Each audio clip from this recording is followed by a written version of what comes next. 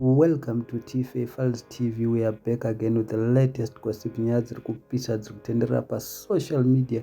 As you all know, Mo Boys naTight naKiki vakaendesana kukoti for defamation of character. Munongoziva mega Mo Boys akadedzera kuti sei vakashare manumbers avo pasocial media paFacebook nezvimwe zvinhu zvakangodaro daro. Saka nhasi Tight naKiki vaenda kukoti naMo Boys netimu rake vaendawo kukoti, asi nyaya iripo ndeyekuti zviri kunzi Tight anzi iye before the hearing the judge asked them if they can remove the video. Unfortunately they refused. Ndozvataurwa naMo Boys adedza kuti nyange kukumbira ruregerero varamba, sezvo vakataura last time Tight naKiki munongovaziva vane pride, vazviramba vachiti isusu hatibvume. Asi imwe nyaya manje yakutenderedza vanhu musoro maZimbabweans. Munoziva mega munobvuma kupusiswa netimu iri rinonzi Mupata Family. Mupata Family wakangwara ende Mupata Family pamari emunongovaziva mega, they are very clever. Saka vanga vachiziva kuti imimi muchava trendesa nenyaya dzemawrong reasons ekuti vari kuendesana kukoti, vakabva vanyora kuti till death do us apart. Akabva aisa ruoko rwake neraKiki vachita kunge senonzi vaita sei vaengeja kukoti, asi inhema dzega dzega. Iya inonzi fake marriage, musabvume kupusiswa. Vana vakangwarisira padivi.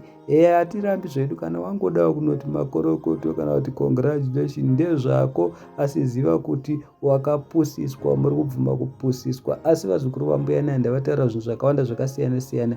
Mumwe munhu wavo yakati Tight clever move was writing till death do us apart instead of trending for his court day. He is now trending for something else. He is indeed a smart guy. Mumwe munhu akauya akati kusvika vapetwa ngavasungiswe. naMo Boys anyora akati iye we have a strong case because varamba kuapologize, varamba kubvuma zvese kuti vabise video. Saka Mo Boys adedzera kuti tatione strong case, tida kuti tivasungise mirai muone. Mumwe munhu awe akati I stand with Kiki and Tight.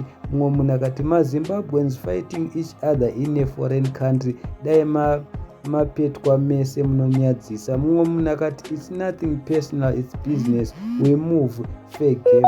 Mumwe munhu akati defamation of character is a serious case, vari kufunga kuti ndezvekutamba. Mumwe munhu akati every action has its consequences, they need to be taught a lesson. Mumwe munhu akati if it makes you feel better kuvasungisa, congrats iwe Mo Boys. Mumwe munhu akati Zim versus Zim, to me it's a shame. Mumwe munhu akati vana ava vakuzopera mari lawyer raMo Boys riri very strong. Handisi kuti not kudina. So mumwe munhu akati please bro, you are bigger than that, just let them go vana vadiki. Mumwe munhu akati respect for you topa zero chaipo. This is not it, a whole businessman getting serious over Facebook.